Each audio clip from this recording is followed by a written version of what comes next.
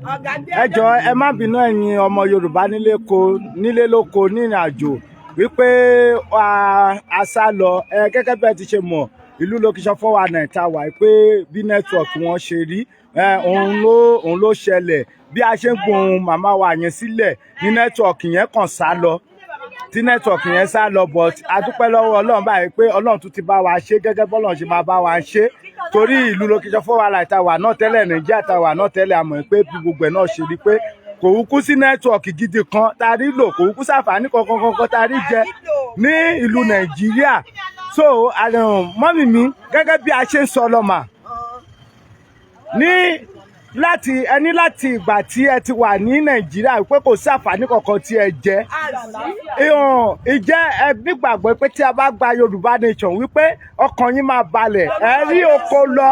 Bẹ́ẹ̀ni àròdò lọ àrómi lọ àrí níwájú lérí àríjòkó ọkùnrin á balẹ̀ àrúdẹ́nu àrókòbọ̀ bẹ́ẹ̀ ni ni mo lọ ipa tí.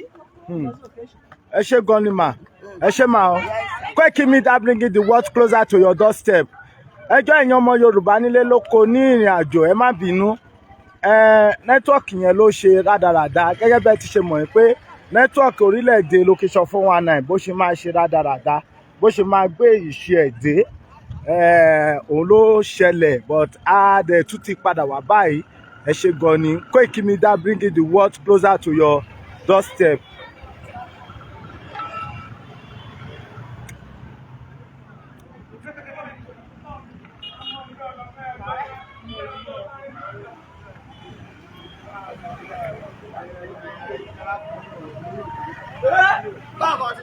Ìlú Itaogbolu náà láti wà àti kúrò ní ìlú Itaogbolu ẹ rí bí ìlú ń ṣe rí ara ìlú ilẹ̀ Yorùbá ni ẹ lè rí ọ̀pọ̀lọpọ̀ ìyà tí location 419 tí ó fi ń jẹ ọ̀pọ̀lọpọ̀ ìyà tí location 419 Nàìjíríà tó fi ń jẹ àwa ọmọ Yorùbá ẹ wò bí ìlú ṣe rí ẹ rí ìlú bó ṣe rí ẹ rí ìyá mi báyìí ìyá tó yẹ kí ó ní ìfọ̀kànbalẹ̀ ẹ wò tó yẹ kó ní ìrọ̀rùn tó yẹ kí àwọn ìjọba kí wọ́n máa fún ní ìtọ́jú ìyá ẹjọ́ ẹ má bínú màmá kí ni orúkọ yín màmá.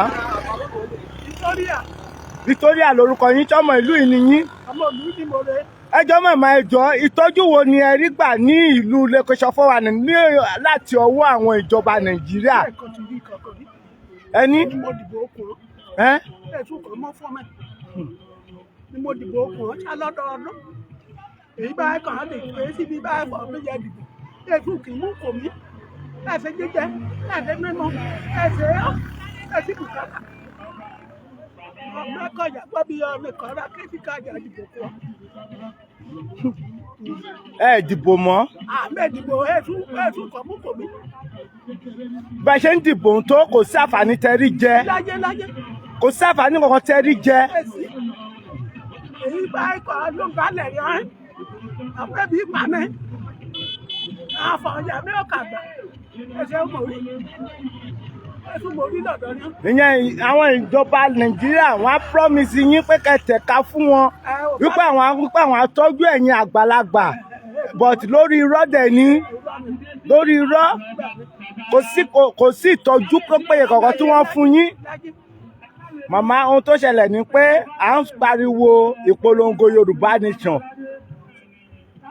wípé tí a bá gba Yorùbá nation ohun tí ẹ̀ ń fẹ́ yìí bí ẹ ṣe ní ìtọ́jú tó péye wọ́n máa fún yín tí a bá ti gba Yorùbá nation ẹ má lọ dìbò mọ́ o láti ọdún tí ẹ ti ń dìbò ẹ rí pé ìyà lórí ìyà ni wọ́n fi ń jẹ yín láti gbà tí ẹ ti ń dìbò ìyà lórí ìyà ni ẹ má jáde lọ dìbò mọ́ ṣe ti gbọ́ màmá tó bá ti ní pé ká wá dìbò ẹ ní pé ẹ̀yin ò dìbò wípé ẹ fẹ́ kúrò nínú ìyà wípé ẹ fẹ́ gba òmìnira wípé ẹ fẹ́ gba Yorùbá nation wípé ọmọ Yorùbá ni yín wípé ẹ̀dẹ̀ ń wá Yorùbá nation pé Yorùbá nation ni ẹ̀ ń fẹ́ ẹ má jẹ́ kí wọ́n tún wá máa brainwash yín mọ́ ẹ má dìbò fún wọn mọ́ ẹ má gba anything lọ́wọ́ wọn mọ́ wípé ẹ fẹ́ fi dìbò ẹ ṣé gan ni màmá kí ló orúkọ yín lẹ́ẹ̀kan sí. torí àtọ́ba. Ẹ ṣé gan ni mà Koikimedia bringing the world closer to your doorstep.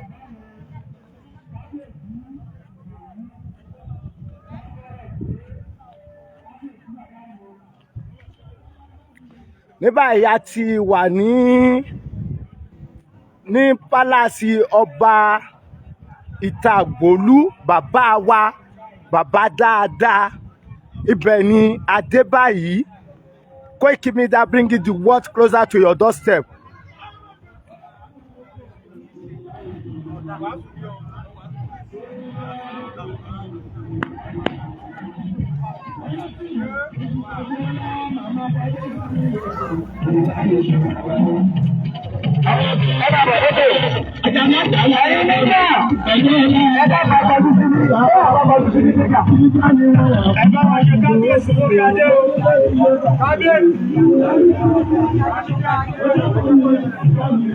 A ti wà ní pálásì ọba.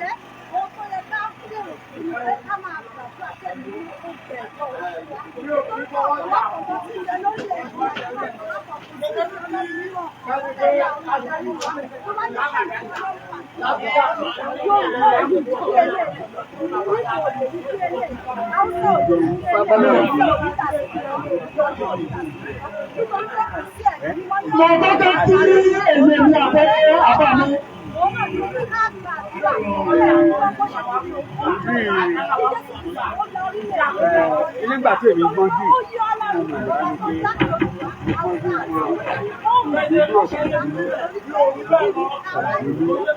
nínú tó ìdìbò gbọ́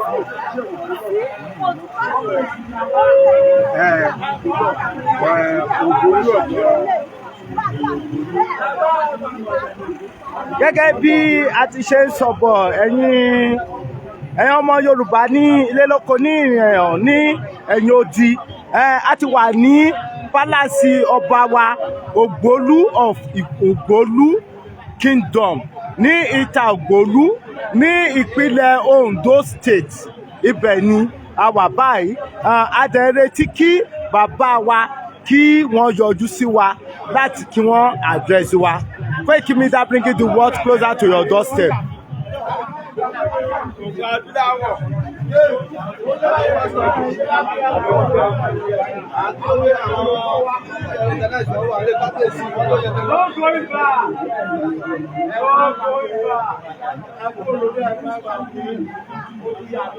Ìgbà fún Oòduà.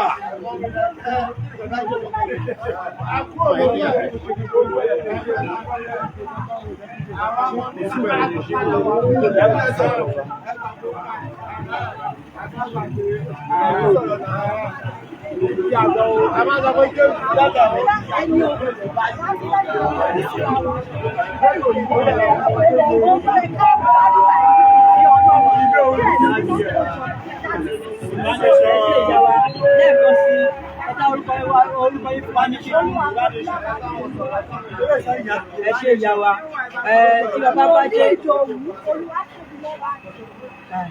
òun náà ni ẹ ti gbọ́ yẹn. This is Arole Baba Tete World Media, bringing to your ear latest and confirming information of Yoruba nation.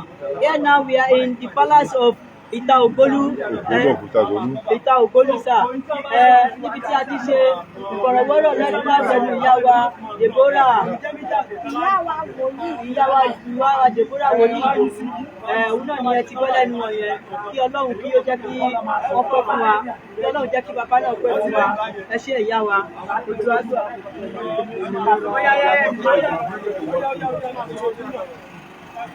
Àwọn ọlọ́fẹ́ sọ̀rọ̀ báyẹn kí wọ́n máa sọ̀rọ̀ lédè tó wọ́n bíbá yìí. Wọ́n fẹ́ àdírẹ́sì náà lédè tó wọ́n bíbá yìí. Ọ̀yá. Mo kí àwọn ìyá mi, mo dẹ̀ kí àwọn olórí láàfin, mo kí àwọn ìyálóde àti ìyálọ́jà tó wà ní ìlú yìí. mo dẹ̀ sí gbogbo àwọn ènìyàn. Pàápàá mo fi orí adé kí kábíyèsí wa.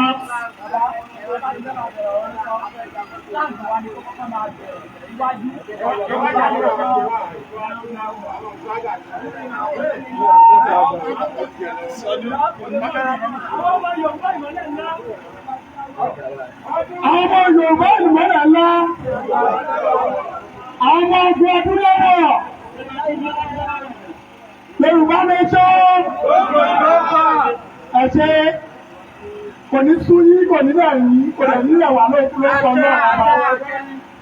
Mo kí àwọn ìyá mi àti bàbá mi, mo lè kí àwọn ìyálọ́jà àti àwọn ìyálọ́jà àti àwọn kábíyèsí, mo fi ní adé mo kú sí adé apẹ́, mo ṣe kábíyèsí o. Àṣẹ àwọn ọmọ Oòduà, ọmọ Yorùbá nation. Àwọn láti wá sí kábíyèsí wa Fábáyọ̀dé nílùú Itaogbolu. Mo dẹ̀ dúpẹ́ lọ́wọ́ Ọlọ́run pé wọ́n gbà wá tọwọ́ tẹsẹ̀. Ìyà tó ń jẹ orílẹ̀-èdè yìí tó jẹ́ orílẹ̀-èdè Yorùbá ó ti pọ̀jù. Wọ́n ń nà wá jẹ ọ̀pọ̀lọpọ̀ àwọn bàbá wọn láti lé kúrò lóko. Àwọn ìyá wa àti bàbá wa, ọ̀rọ̀ tí mo fẹ́ sọ yìí àwọn ọlọ́mọ nípa ẹ̀ díẹ̀. Ní ìgbà tí kà á ní oko oníṣẹ́ rẹ̀, tí bá rántí ìrìnà ọkọ̀ ìyá àbárí ọmọ máa ń ṣe kíní kan pélépélé ọlọ́gbà.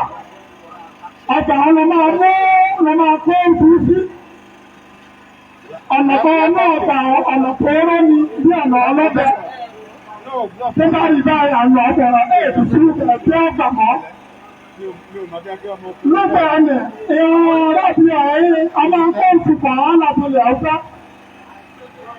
Ojú ọkọ̀ tí wọ́n lè bẹ̀rẹ̀ ọmọ amúṣù wọn máa ń pa ẹ̀lẹ̀bọ̀ lè kà lọ gbogbo lórí náà lẹ́bù.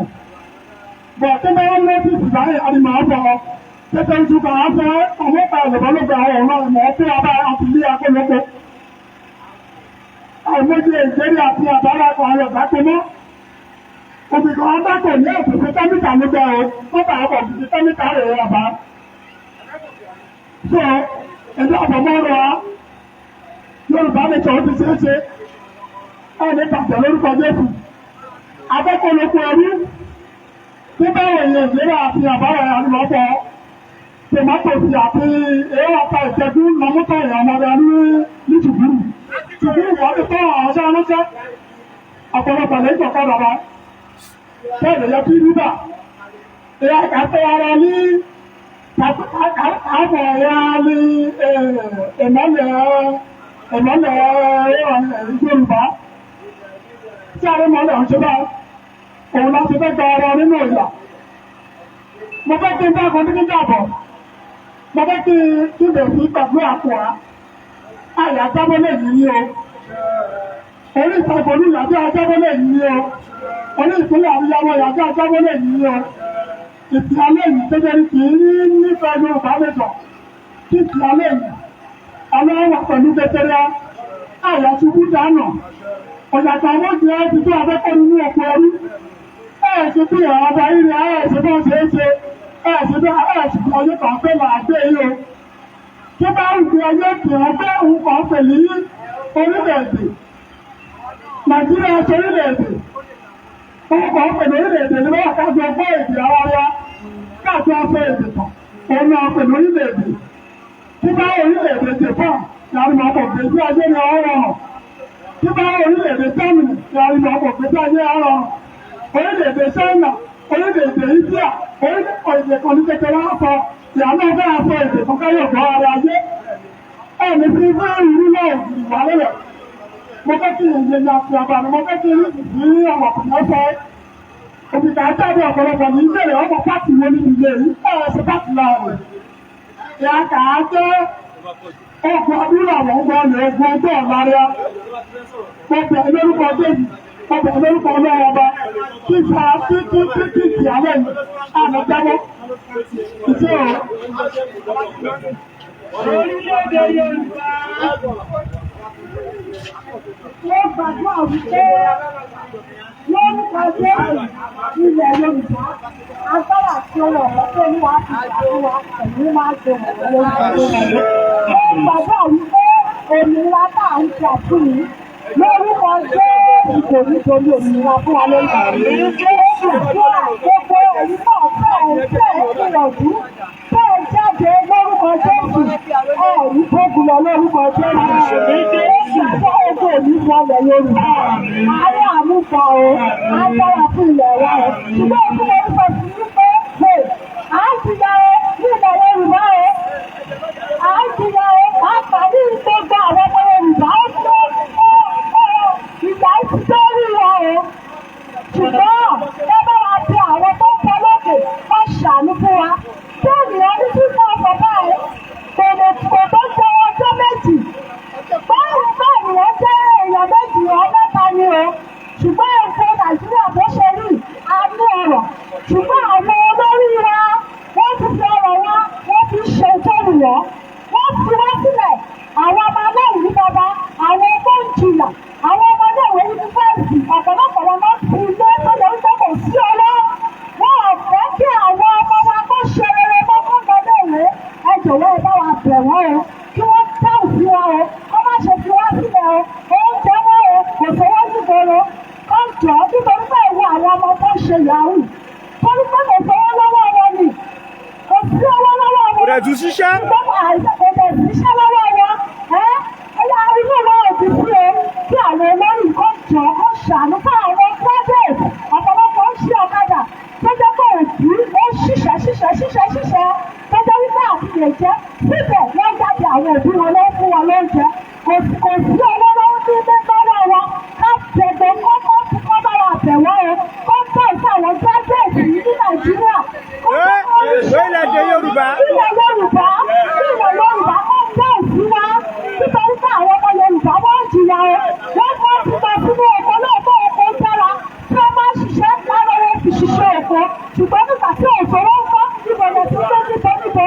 À ń fẹ́ òòtù àkọlùwà kó gbà fún wa o. Ilẹ̀ Yorùbá kó dára fún wa o. Àmín Jésù. Àwọn ọba lọ́ba wọ̀nyí kọjọ́ kọ́ bá wa máa gbàdúrà fún ilẹ̀ Yorùbá.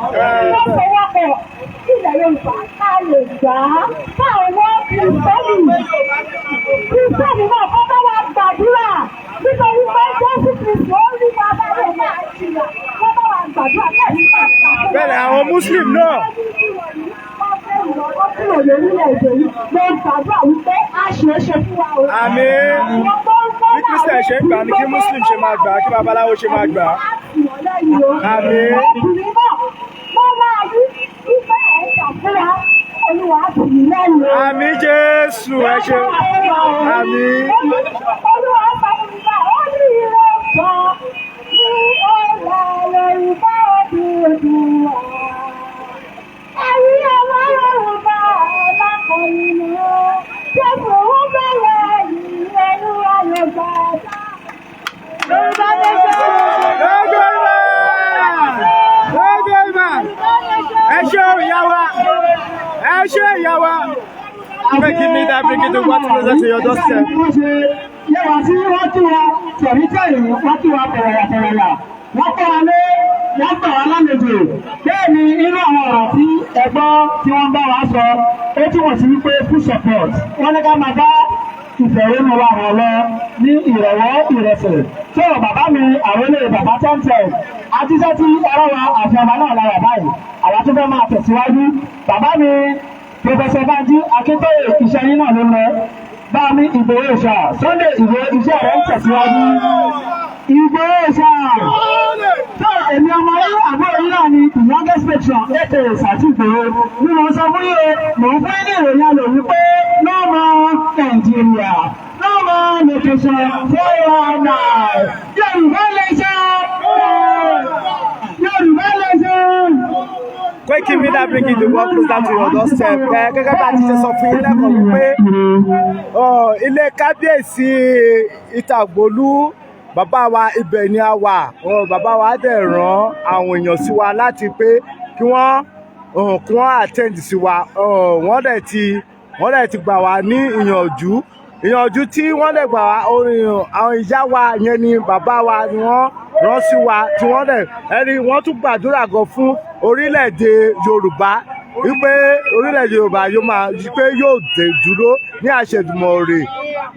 Koikimedia bringing the world closer to your doorstep. Itaogbolu ni a wà.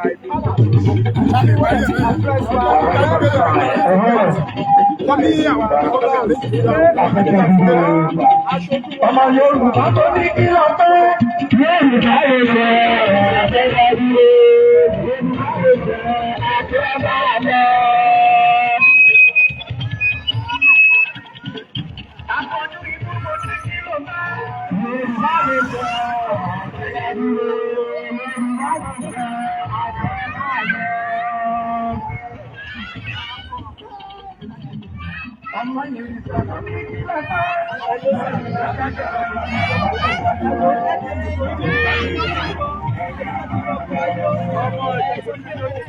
Orílẹ̀-èdè Yorùbá, ọlọ́pàá tó ti kí ọjọ́ Yorùbá lè ṣe àtẹ̀rẹ́ dúró.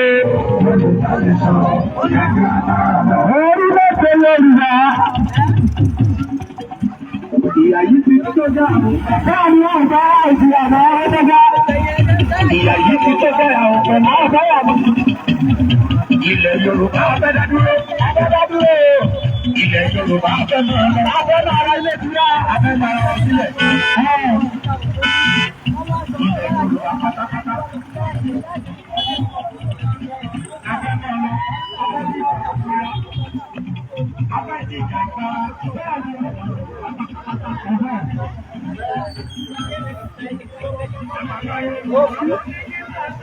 Yorùbá nation a fẹ́ dá dúró. Yorùbá nation a fẹ́ máa lọ. Yorùbá nation a ti dá dúró. Yorùbá nation a ti lọ.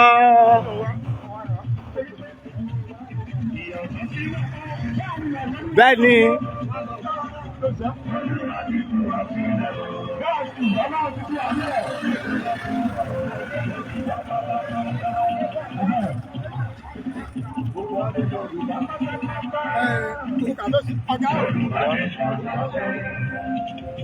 Yorùbá nation la fẹ́ o.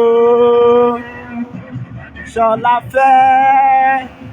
Yorùbá nation la fẹ́ o. Koikimedia bringing the world closer to your doorstep. Itaogbolu láti wà àti kúrò ní ìlú Itaogbolu.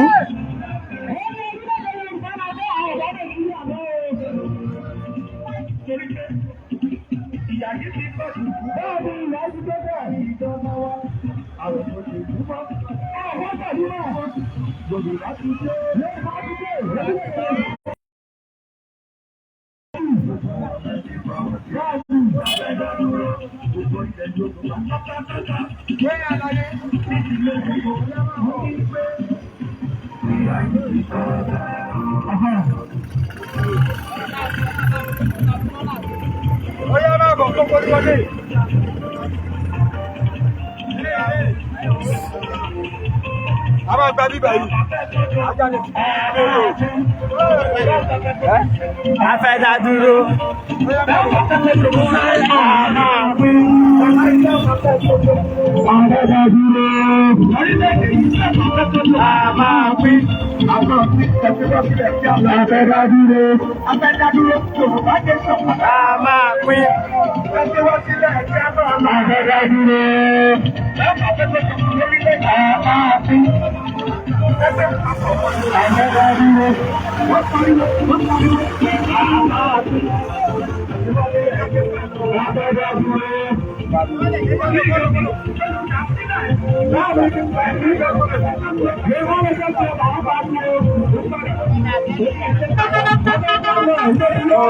Lamidi Balo ọmọ àlè yẹn o ṣé o ti pa olè jẹ yẹn mo ní ọ̀rọ̀ kan péré tí mo fẹ́ sọ àsọtẹ́lẹ̀ kan mo fẹ́ sọ sínú ayé ẹ̀ Lamidi Bello Lamidi Bello mo ní ọ̀rọ̀ kan tí mo fẹ́ sọ àṣẹ kan mo fẹ́ sọ sínú ayé ẹ̀ sórí bí ìlú location 419 Nàìjíríà ṣe rí bẹ́ẹ̀ ni ayé ẹ̀ yóò ṣe rí bí ọ̀nà Nàìjíríà bí ìyà ṣe ń jẹ àwọn ọmọ Yorùbá bí ọ̀nà àwọn ọmọ Yorùbá ojú ọ̀nà ìlú Yorùbá bó ṣe rí bẹ́ẹ̀ láyé ẹ̀ ó ṣe rí láṣẹ Èdùmàrè bó ṣe ní pé ọmọ àlè yẹn ọmọ àlè náà ni ẹ ò nítorí ò níran rárá tọ̀ ọmọ àlè yẹn ò níran Lamidi Bello ò níran ọmọ àlè ò lè ṣaláì má hùwà ọmọ àlè wọ́n ní ilé tó bá ti ń tòrò ọmọ àlè bẹ̀ ni ò tí dìde bó ṣe wà yẹn olórí burúkú ẹ̀ bó ṣe wà yẹn bí ilẹ̀ Yorùbá nation bí ó ṣe bó ṣe rí bí ilẹ̀ Yorùbá bí ilẹ̀ Nàìjíríà bó ṣe rí bẹ́ẹ̀ ni ayé ẹ̀ ṣe máa rí bí ilẹ̀ Nàìjíríà ṣe rí tí gbogbo ọmọdé kú tàgbà ń kú tí wọ́n ń sọ́fà bẹ́ẹ̀ láyé ẹ̀ ṣe máa rí.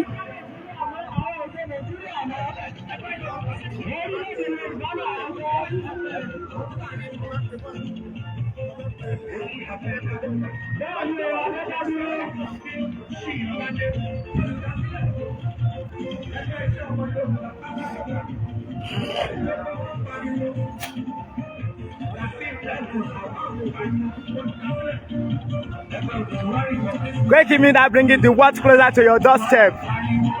Bẹ́ẹ̀ni, ọ̀gá mi Koiki, no road, no nature. I want my people to answer us. Yoruba nation must come in. Don't back again.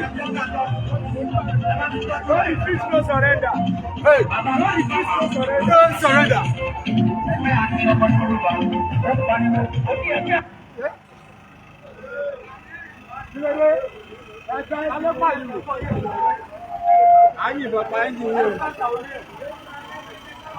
Bẹ́ẹ̀ni, our super mega rally is coming. So yẹ pé kò ní pẹ́ rárá àtọ̀. Yes, Koikimedia bringing the world closer to your doorstep.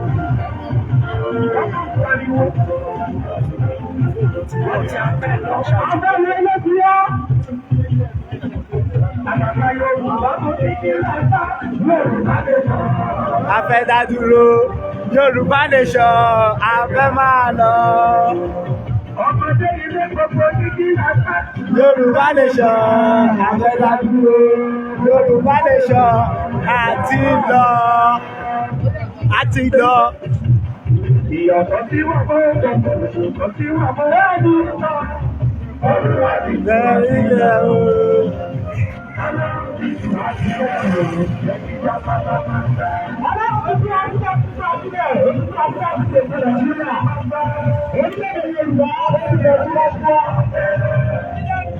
Yorùbá nation la fẹ́ o. Ṣọlá fẹ́. Yorùbá nation la fẹ́ o. Ẹ̀rí ìlú bó ṣe rí. Ẹ̀rí ìlú bó ṣe rí. Ojú ọ̀nà ní o. Ẹ wò ojú ọ̀nà lélẹ̀. Ẹ máa wò bí ìlú ṣe rí. Àárín ìlú la wà yìí. Tí wọ́n ti níná nílùú yìí láti báyìí. Kì í ṣọ̀rọ̀ ọdún méjì. Wọ́n ti níná nílùú yìí láti. Wọ́n dẹ̀ ń dìbò wọ́n tẹ̀ka. Fún location 419 wò bójú ọ̀nà ìlú ṣe rí. Àárín ìlú la wà yìí o. Àárín ìlú Itaogbolu. Ẹ wò kò sí ọ̀nà no road. Wọ́n ta ibi rí.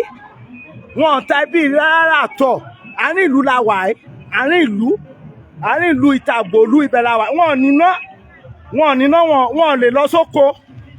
Nílùú yìí wọ́n lè lọ sóko. Fúlàní ń pa wọ́n. Ó ń pa àwọn àgbẹ̀ wọn.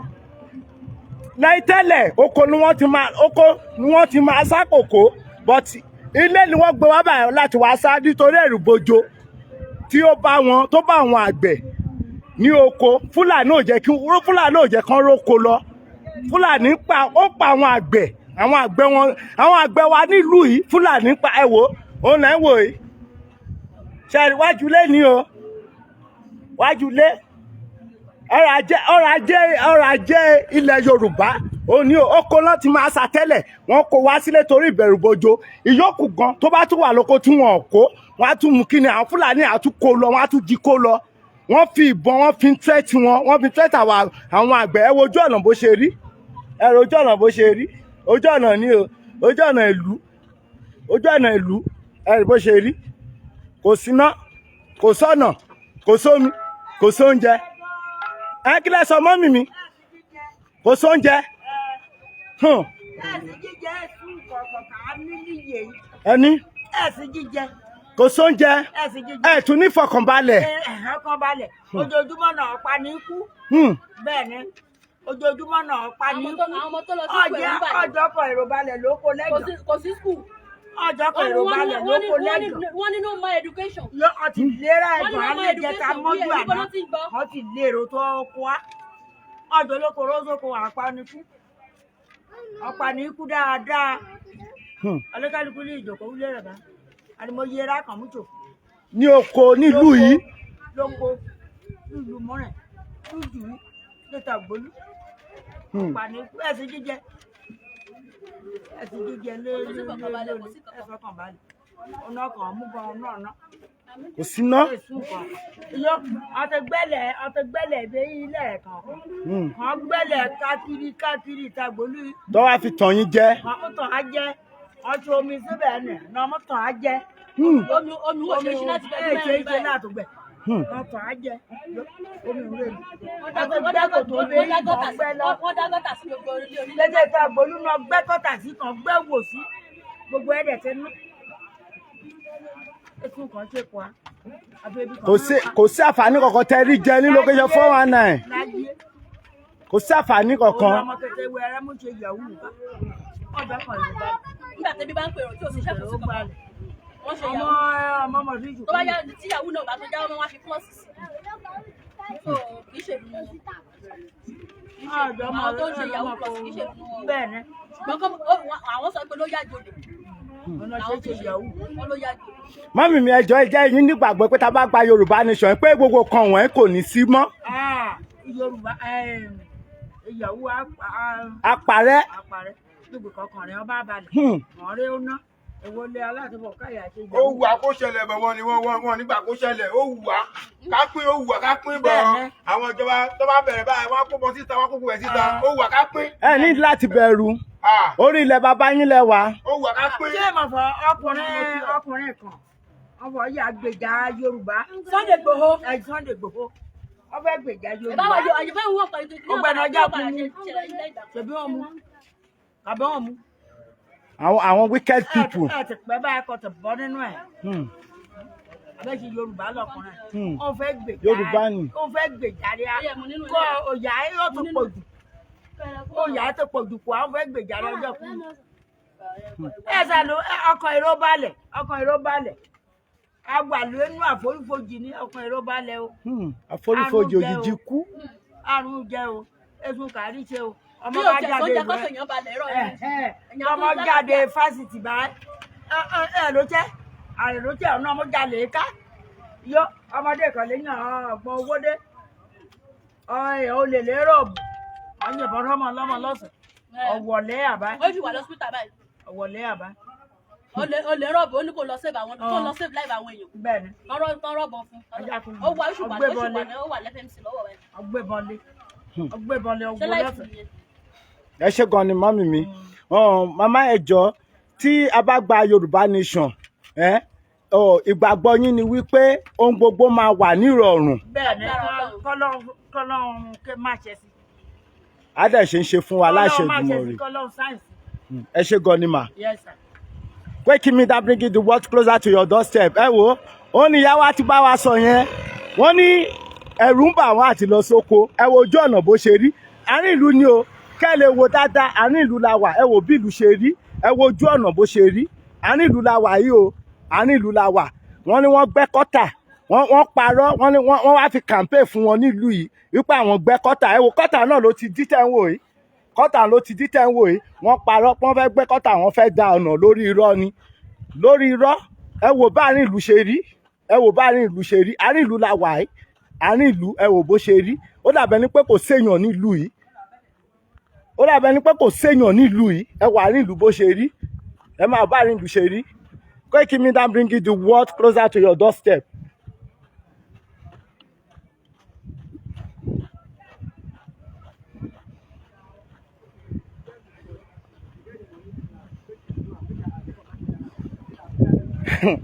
ẹ wà àárín ìlú erukutu láàrin ìlú àárín ìlú la wà yìí o àárín ìlú òun la wà yìí ara kọ́tà tí wọ́n ní wọ́n gbẹ́ yẹn ni Itaogbolu ara kọ́tà tí wọ́n ní wọ́n gbẹ́ lélẹ́yìí kọ́tà yẹn ti dí wọ́n ti ẹ̀ mọ kọ́tà gan sef wọ́n kàn gbẹ́ lásán ni ẹ wo òun lẹ́ ń wò yìí wọ́n kàn gbẹ́ kọ́tà yẹn ni wọ́n ò mọ́ wọ́n ò ṣẹ́ ní tì sí wọ́n ní federal road go tún dá báwo ìgbà tí federal road ò bá ti dá báwo gan lórí àárín ìlú báwo lọ́nà àárín ìlú ṣe máa rí kò lè sí kò lè dá àárín ìlú ò lè dá kí lẹ sọ my brother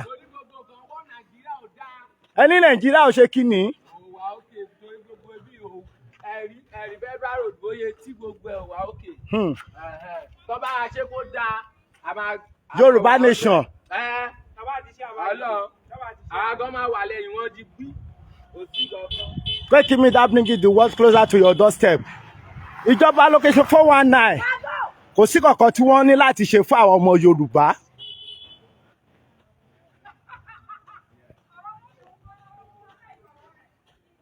Yorùbá nation ó ní solution. Yorùbá nation ó ní solution. Ẹ káàsán sir. How are you? Fine sir. Ẹ jọ̀ọ́ sir kí lorúkọ yín? Mr. Kole. Mr. Akure ṣọmọ ìlú yìí nìyí. Ọmọ Itaogbolu. Ẹ jọ̀ọ́ sir kí ni àǹfààní tí ẹ lè sọ pé ẹ rí jẹ ní ìlú yìí ní Nàìjíríà kí ni àǹfààní tẹ́lẹ̀? Failure on everybody throughout Nigeria, failure. Nobody. This time, Nigeria people. Ẹ jọ̀ọ́ sà ìjẹ́ ẹ̀yin tí ń wá orílẹ̀-èdè Nàìjíríà àbí Yorùbá nation ni ẹ fẹ́? Mo fẹ́ ìgbéga orílẹ̀-èdè Nàìjíríà kó lè dáa fún wa. Àwa ò mú torí àwa ti mọ̀ pé Nàìjíríà ò lè dáa Yorùbá nation òun làwa mú wá fún yín nítorí a mọ̀ pé ìrètí wa nìyẹn wípé tá a bá ti lè gba Yorùbá nation ọ̀nà wa máa dá oúnjẹ máa wà ohun gbogbo máa wà fún wa nírọ̀rùn a lè lọ sóko bá a ṣe fẹ́ a lè lọ sódò bí a ṣe fẹ́ oúnjẹ á wà fún wa omi á wà fún wa iná á wà fún wa ilé ẹ̀kọ́ ọ̀fẹ́ ó máa wà fún wa ohun tí àwa ń sọ nìyẹn pé Yorùbá nation òun làwa ń fẹ́ nítorí tẹ́ bá wò ó ṣe rí Nàìjíríà ò lè dá mọ́ Nàìjíríà ò lè dá constitution tí wọ́n ṣe ò lè jẹ́ kó dá kò lè dá so Yorùbá nation ẹ jẹ́ ká gbàdúrà fún Yorùbá kọ́lọ́n gbọ́ orílẹ̀-èdè Yorùbá fún wa. Àwa ò bá ọ̀rọ̀ Nàìjíríà wá bá yín orílẹ̀-èdè Yorùbá nation ni a mú wá. Yorùbá kọ́lọ́n gbà fún wa tó bá ti gbà á àti gba òmìnira nìyẹn. Yẹn tá a bá ti gba Yorùbá nation a ti gba òmìnira. Because ipò tá a wà kò dáa fọ́mọ ènìyàn. Lọ́kà kó sọ́fà. Sovereignty lọ́kà kó wà. Mo lè pé gbogbo ti jẹ́ tọ́lọ́run tó bá tọ́lọ́run dá wa tó lè Yorùbá a ṣe é ṣe. Àmín ẹ ṣé gan ni sà ẹ ṣé gan ẹ yọ sà kí lorúkọ yín lẹ́ẹ̀kan sí. Mr. Kole. Ẹ ṣé gan ni sà. Ẹ má bọ̀ o lè lọ bẹ́ẹ̀ fún wa ní nǹkan tá a máa mú. A padà ń bọ̀ Koikimedia bringing the world closer to your doorstep.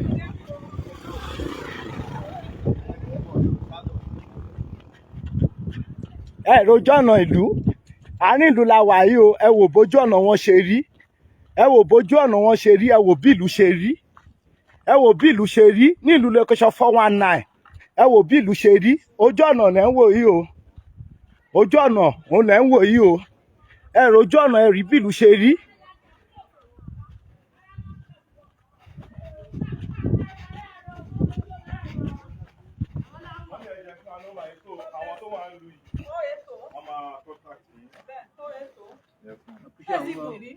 Ẹ ká sọ mà ẹ sọ ẹjọ kí lorúkọ yín.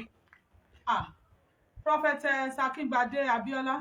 Ẹjọ mà ní ìlú Nàìjíríà tí ẹ wà yìí ẹjọ kí ni àǹfààní tí ẹ lè sọ wípé ẹ rí jẹ tí ìlú ìgàn jẹ.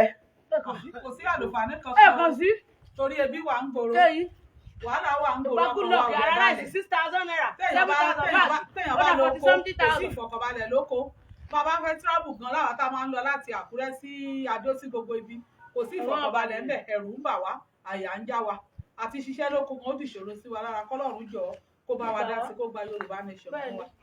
mọ́mì mẹ́jọ ṣé ẹ nígbàgbọ́ pé tá a bá gba Yorùbá nation ìfọkànbalẹ̀ máa wà fún wa. ìfọkànbalẹ̀ máa wà lórúkọ Jésù.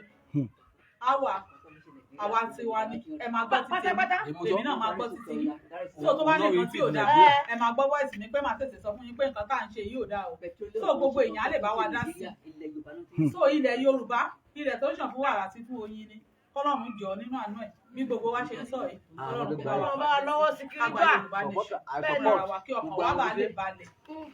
bàbá mi gan wọ́n sọ pé àwọn support Yorùbá nation ẹ rí fẹ́lẹ́ ni yóò máa fẹ́ fẹ́lẹ́ ni yóò máa fẹ́ fẹ́lẹ́ ni yóò máa fẹ́ fẹ́lẹ́ ni yóò máa fẹ́ àsíá o Yorùbá nation fẹ́lẹ́ ni yóò máa àsíá o Yorùbá nation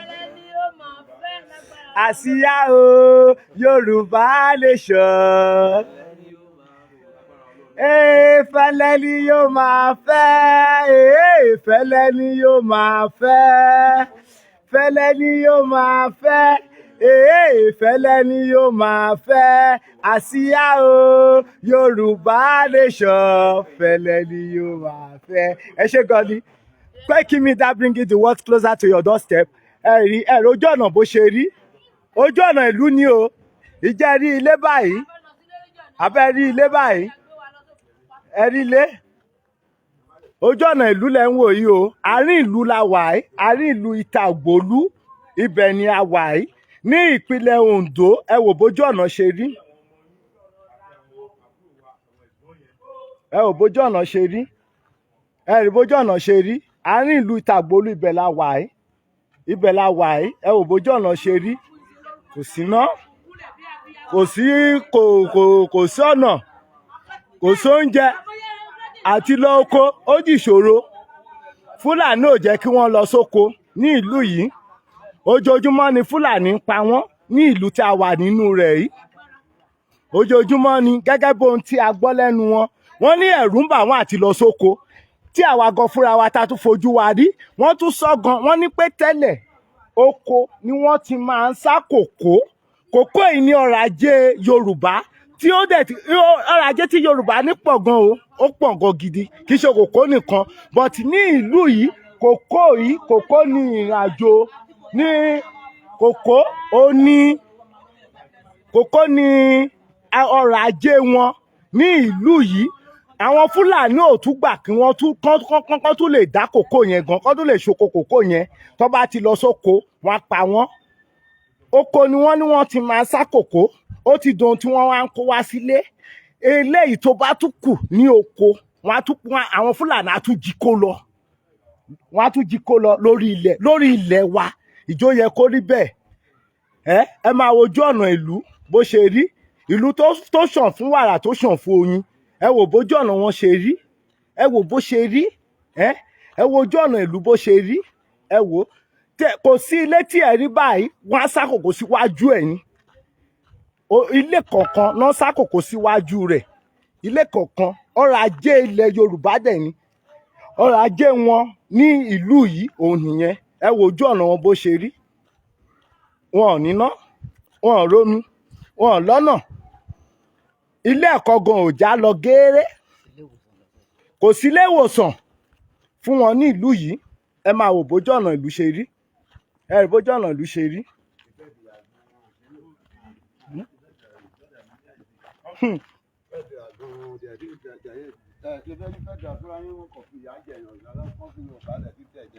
ẹni kọ́ńtì Yorùbá lẹ̀ títí ẹ̀jẹ̀ jẹ́ ìwédú àwa ohun ká máa ṣe tiwa ká gba orílẹ̀-èdè tiwa. ká gba orílẹ̀-èdè tiwa kó dúró dédé a máa ṣe àti rẹ́dì we are ready this sufferle is too much for us a lè dá lọ oko bó bá ní kí ìyàwó ẹ lọ mú jẹ wá látòkò ẹrù á máa bà ẹ́ bó ṣe ṣe àwọn kan sílẹ̀ pátápátá ni màálù àmúta jẹ́ po tó jẹ́ kárí kankan we jọ filẹ̀ Yorùbá lẹ̀ fún Yorùbá àti dúró dédé àti wà pa that is the thing that we need that is what we need now wọ́n fi wálẹ̀ àti dúró dédé o. Yorùbá nation lẹ fẹ́. Exactly. Yorùbá nation la fẹ́. ẹ jọ kí lorúkọ yín. My name is Akin Ogbakaje. ṣọmọlú ni yín. Mi ò kí ń ṣọmọ bíbá ẹgbẹ́ ọ̀gá from Delta. ok ó But dáa. bí ni mo dàgbà sí ọmọ ilẹ̀ ẹni ìyá tó bí mi lọ́mọ bí ni mo dàgbà sí. Ẹ ṣé gan ni. Koikimedia bringing the world closer to your doorstep.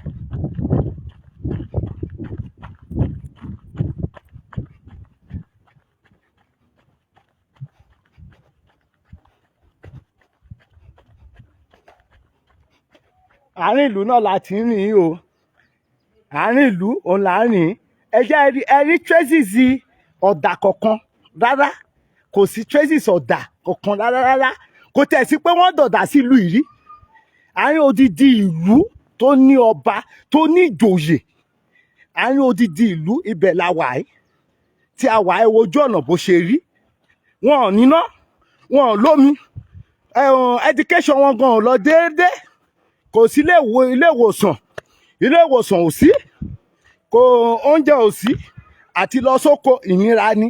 Ṣó yẹ kó rí bẹ́ẹ̀ lórí ní orí ilẹ̀ bàbá wa? Ṣó yẹ kó rí bẹ́ẹ̀?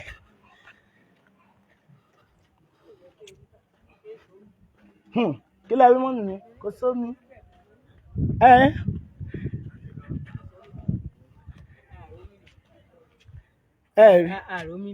Ẹ sọ ìdọ́kan yín.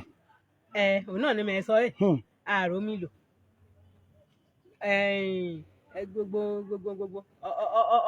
ó ṣe gúúsù bẹ̀rẹ̀ kété èyí ènìyàn kó wá láì lọ kéèyàn láì rè kéè ṣe láì bọ̀ lé èèkàn yé ní gan bí kákan rí rè ìgbà ká bá ìdìbò báyìí ààrẹ mọ.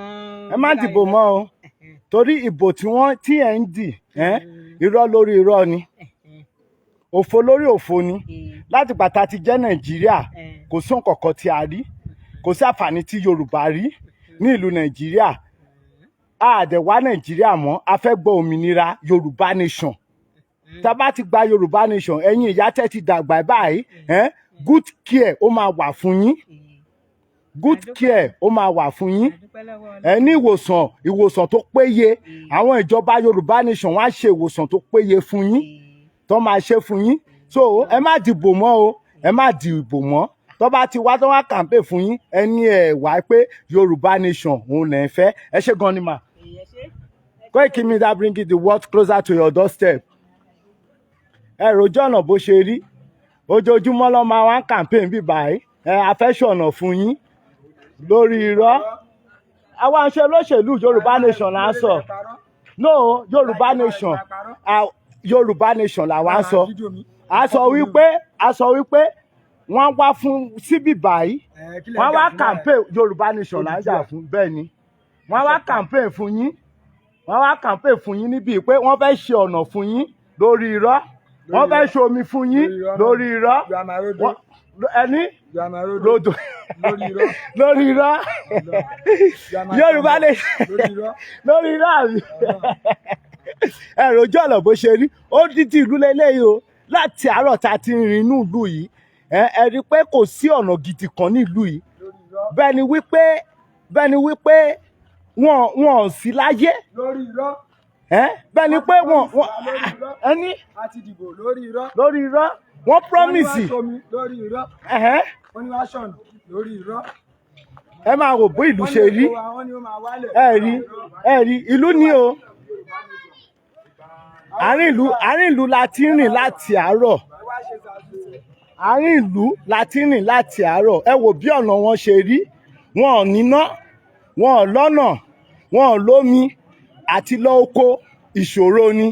Fúlàní pa wọ́n lóko lórí ilẹ̀ bàbá wa. Ṣó yẹ kó rí bẹ́ẹ̀?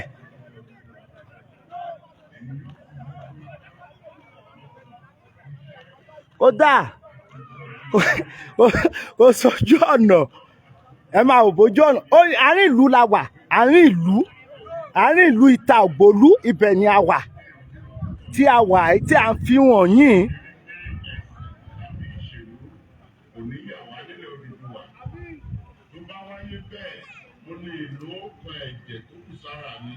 Láti fi ṣègbè àti jàjàgbara fún orílẹ̀-èdè mi. Ilẹ̀ Odùduwà, ìran Yorùbá, èdè kan, àṣà kan àti ìṣe kan ló fi wá pọ̀ láíláí agbára Elédùà. Koikimedia bringing the world closer to your doorstep.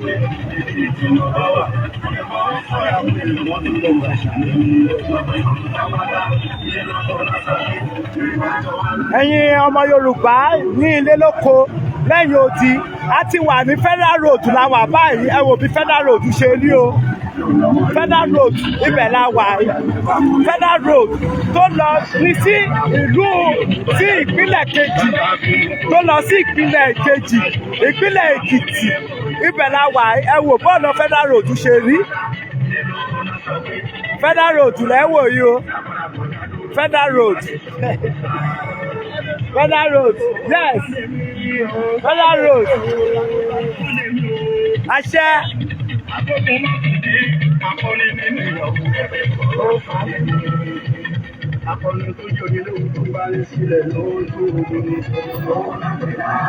Koikimedia bring it to what closer to your doorstep. Federal Road la wà yìí o this Federal Road bọ́dà tún já sí kòtò kan báyìí.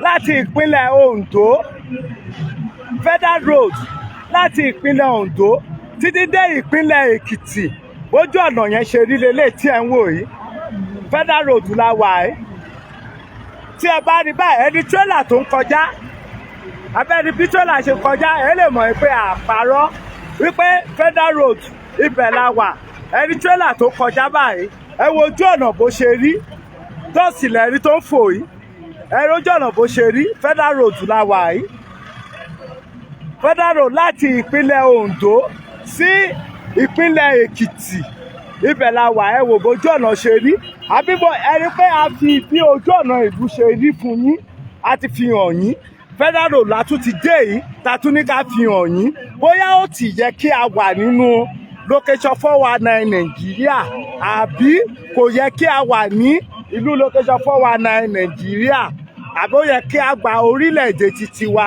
torí tẹ bá gba orílẹ̀-èdè titi wa ojú ọ̀nà wa ò lè rí bí eléyìí rárá ni Yoruba nation is the answer. Koikimedia bring it the world closer to your doorstep.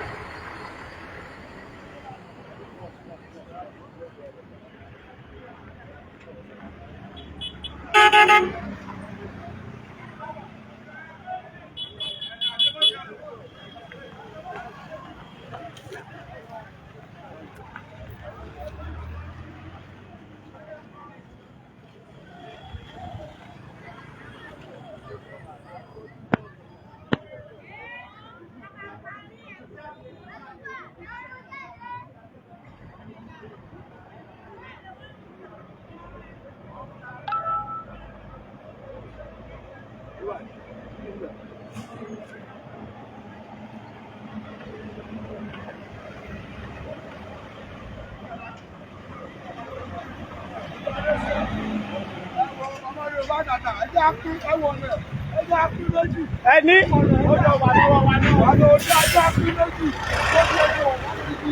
bẹ̀rẹ̀ sí Ondo.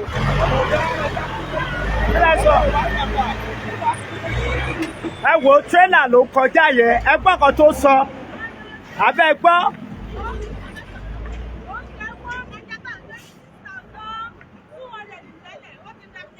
Ẹ jọ̀ọ́ ẹ kọ́mọ, ẹ jọ̀ọ́ ẹ padà sọ̀rọ̀ mà. Ẹja tá à ń gbé gbogbo nǹkan ló wọ́n gógó, ẹja tá à ń gbé ní 6,002 tẹ́lẹ̀ ó ti padà dá 8,000. Ká kúkú gbòmìnira ní Nàìjíríà ó bẹ́ta o. So gbogbo nǹkan ti da góòlù lọ́jà. A lè mú 2,000 lọ́jà báyìí kára nǹkan tó wù wá mọ́. Ráìsì tiwantiwa 250 tẹ́lẹ̀ ó ti da 1,000 naira. Ká gbòmìnira o. Èmi faramọ́ kí Nàìjíríà gbòmìnira. No, kí Yorùbá nation là ń sọ, a sọ pé Nàìjíríà. Yorùbá nation ká gbòmìnira. Ìnira ẹ̀ ti pọ̀ jù. Àwa ọmọ Yorùbá nation ká gbòmìnira. Nǹkan tá à ń fẹ́ nìyẹn ní Yorùbá nation. Ẹ ṣé gan ni mà. Yes. Kí lẹ ní láti sọ mà? A fẹ́ kí Nàìjíríà tá a wà yìí kó dáa. Àwa ò sọ̀rọ̀ Nàìjíríà, Yorùbá nation làwa ń sọ̀rọ̀ nípa ẹ̀. Pé ojú ọ̀nà wa yìí ò dáa, bó ṣe wà yìí kò dáa. Pé kán bá wa túnṣe, kán bá wa ṣe dáadáa. Kán bá wa ṣe pé gbogbo ilé ìwà òkè.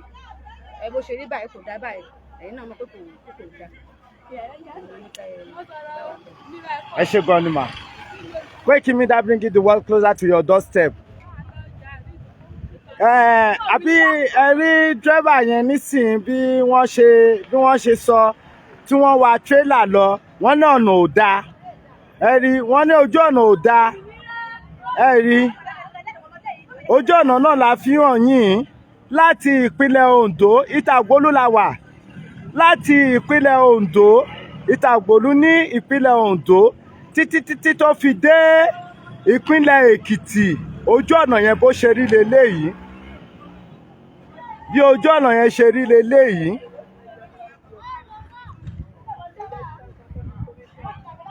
Bí ojú ọ̀nà yẹn ṣe rí leléyìí. Abẹ́ ń rí báyìí ẹ̀ ń wò ó.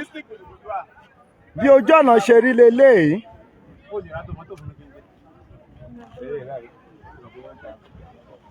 Koikimedia bringing the world closer to your doorstep. Gẹ́gẹ́ bí a ti ṣe sọ fún yín wípé a ó máa mú update wá fún yín bí ìlérí tí a ṣe fún yín.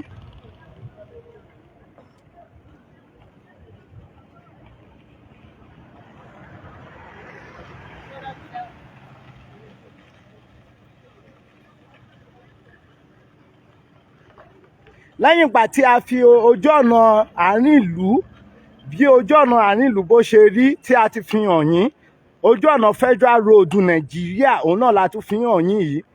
Ìjẹ́rí bí ojú ọ̀nà yẹn ṣe rí, ojú ọ̀nà Federal Road Nàìjíríà bí ojú ọ̀nà yẹn ṣe rí leléyìí. Bí ojú ọ̀nà yẹn ṣe rí leléyìí. Ẹ rojú ọ̀nà bó ṣe rí. Koikimedia bringing the world closer to your doorstep.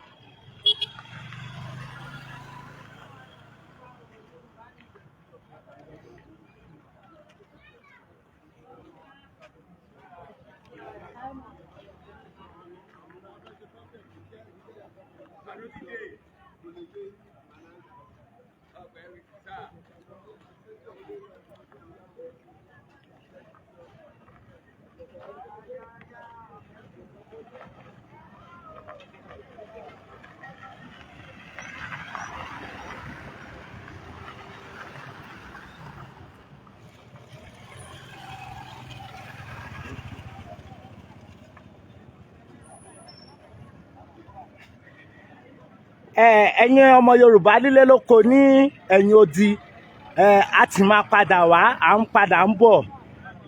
Ẹ ṣé gan ni.